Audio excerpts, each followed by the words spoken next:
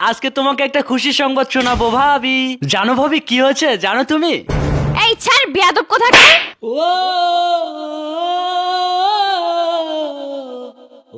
সূর্য, এটা কোন ধরনের বেয়াদবি? আমি তো ভেবেছিলাম তুমি আমার সাথে মজা করো, কিন্তু আজকে তুমি লিমিট ক্রস করে ফেলছো।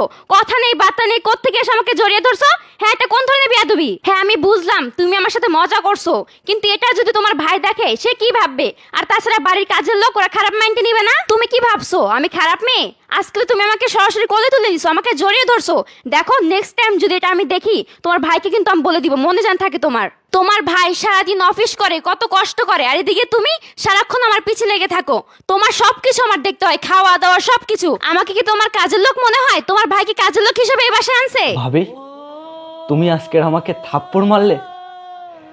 জানো ভাবি, আমি আমি একটা খুশির সংবাদ নিয়ে তোমার কাছে ছুটে এসেছিলাম। আমি এতটা এক্সাইটেড ছিলাম, আমি তোমাকে বলে বোঝাতে পারবো না। আসলে ভাবি, আজকের আমার মাস্টার্সের রেজাল্ট দিয়েছে, আমি ফার্স্ট ক্লাস ফার্স্ট হয়েছি। এই খুশির সংবাদটা তোমাকে দেব বলে আমি দৌড়ে তোমার কাছে ছুটে এসেছিলাম, আর তুমি আমাকে ভুল বুঝলে ভাবি। আসলে আমাকে তুমি ক্ষমা করে দিও ভাবি, আমি হয়তো বুঝতে পারিনি। জানো ভাবি, ছোটবেলায় মাকে হারিয়ে ফেলেছি। আমি তখন অনেক ছোট, মায়ের আদর স্নেহ ভালোবাসা আমি কিছুই পাইনি। আমি যখন ক্লাস 7-এ পড়ি ভাবি, তখন বাবাকেও হারিয়ে ফেললাম। মা বাবার ভালোবাসাটা আমার কপালে ছিল না রে ভাবি। সেখান থেকে আমার বড় ভাই আমাকে খুব কষ্ট করে, আমার বড় ভাই বাবার স্নেহ মায়া মমতা ভালোবাসা দিয়ে আমাকে বড় করেছে। কিন্তু ভাবি, আমি তো মায়ের ভালোবাসাটা পাইনি। কিন্তু জানো ভাবি, তুমি যখন প্রথম আমাদের বাড়িতে আসলে না, আমি তখন ভাবলাম যে আমি মনে হয় একটা মা খুঁজে পেয়েছি।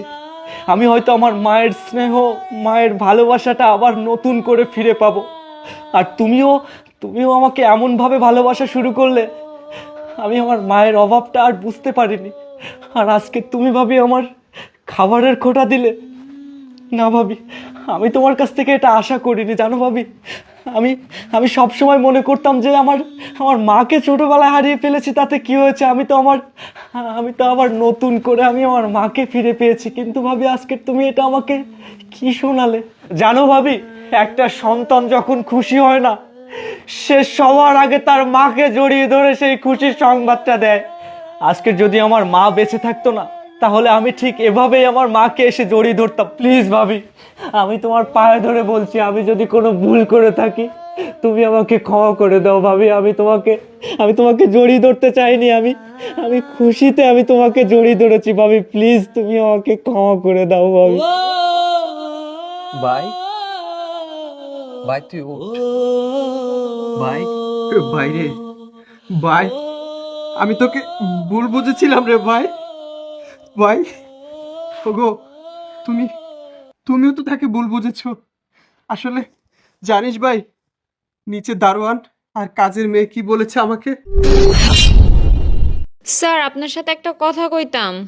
হ্যাঁ, কি কথা বলবো বলো। স্যার, আপনি অফিসে চলে গেলে না, ছোট সাহেব আর ম্যাডামে যা করে কি মুখে বলবো তা। এই বেয়াদব, চুপ থাক। উল্টাপাল্টা কথা বলছিস না, কাজ কাম রেখে। বেয়াদব কোথাকার, যা কাজে যা। সালাম আলাইকুম স্যার, আমি একটা কথা বলতাম। হ্যাঁ, কি কথা চাচা বলেন।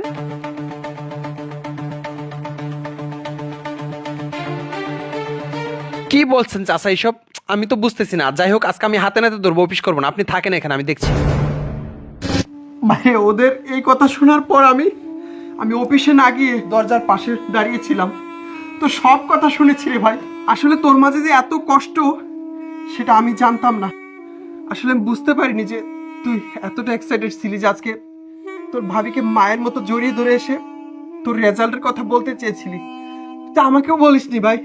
তো সত্যি রেজাল্ট খুব ভালো হয়েছে, তাই না রে ভাই? হ্যাঁ ভাই, আজকে আমার মাস্টার্সের রেজাল্ট দিয়েছে। আমি তোমাকে বলতে পারিনি, তুমি অফিসে চলে যাচ্ছিলে। এই খুশির সংবাদটা আমি ভাবিকে দেওয়ার জন্য এটা করেছি। ভাইয়া, আমি যদি কোনো ভুল করে থাকি তুমি আমায় মাফ করে দিও ভাইয়া। না রে ভাই। আরে এই অনেক হয়েছে, তুমি এখনো দাঁড়িয়ে আছো কেন? যাও, আজকে অফিসে যেতে হবে না। তুমি বাইরে যাও তো, মিষ্টি নিয়ে আসো। হ্যাঁ, তুমি ঠিকই বলেছ। আমার ভাই রেজাল্ট ভালো করেছে, আর আমি পুরো এলাকা জুড়ে মিষ্টি খাওয়াবো না, এটা কি করে হয়? আমি পুরো গ্রাম জুড়ে আজকে মিষ্টি খাবো। তুমি থাকো, আমি মিষ্টি নিয়ে আসতেছি। হ্যাঁ ঠিক আছে যাও।